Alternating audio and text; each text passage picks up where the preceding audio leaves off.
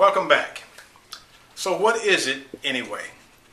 A good friend of mine, Alan Weiss, is a colleague in the consulting profession, used to have a column in his monthly newsletter called "Only Read This If You Know Me Well, or You'll Be Needlessly Ticked Off."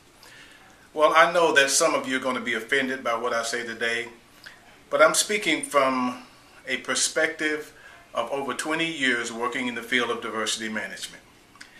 And what I want to do is to remind us what the original intent of this work was.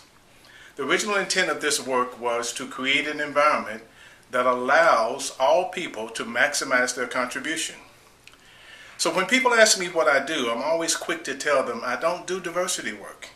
Instead, I work in the field of diversity management and organizational effectiveness. So what's the difference, you might ask? Well, in order to do diversity work, you have to believe that there is work to be done on diversity. And from a strategic standpoint, I don't. My experience is that we are already swimming in a sea of diversity every day. So why do we want to choose that? Why do we want to change that? Just let it be. We live in a world where ever-increasing diversity is just a fact of life. I don't bother to work on facts of life.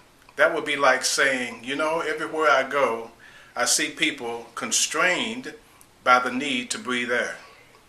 We need to change that. Well, I suspect that you, like me, believe that that's an absurd notion. Yet by working on diversity, we're actually essentially saying, everywhere I go, people look, act, and think differently. We need to change that. Diversity is not the issue.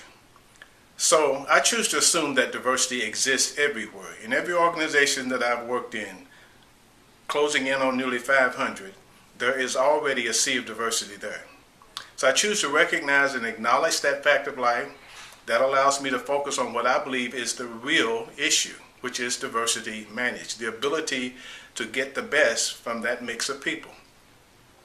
So I help my clients to get 100% from 100% of their people 100% of the time by equipping them to implement diversity management as an organizational strategy. Years ago, just to draw a parallel here, someone observed that we live in a world where the only constant is change. The only certainty is uncertainty. The only sure thing is that nothing is for sure. And the next thing you know, there were a bunch of people calling themselves change agents or change experts. They described change, they dissected it, they analyzed it, they asked who moved my cheese. Then one day, some naive outsider said, no matter how much we study change, it keeps changing. Perhaps change is not the issue. Perhaps we should focus more on change management.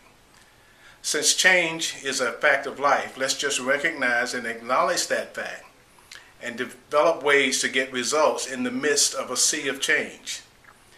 See, change management and diversity management have a lot in common. We're operating in a sea of change. We're also operating in a sea of diversity. They both require us to face this fact. They both invite us to take action with those facts in mind. I've said repeatedly over the past few years that any professional, any consultant, any executive, any leader in an organization must have basic competence and advanced comfort with the idea of diversity. Otherwise, you'll be fast approaching irrelevance. It should be the objective of all of my fellow diversity practitioners to make sure that people get the knowledge and the information that they need and properly position diversity management as a fact of life. There's a Ziggy cartoon that I use quite often in which Ziggy, the little round-headed guy, is standing in front of a vending machine. And the vending machine has a big sign on it that says, "Never mind what it is, just put in your 50 cents. I'm afraid that we've followed that advice when it comes to diversity management. We make decisions about it without knowing what it is. I invite you to go back and remember why this movement started in the first place. Let's work on the right thing. We can work real hard on the wrong thing and never make progress. But if we work on diversity management as a management theory, and if we work to translate it into practice, then we're making some progress."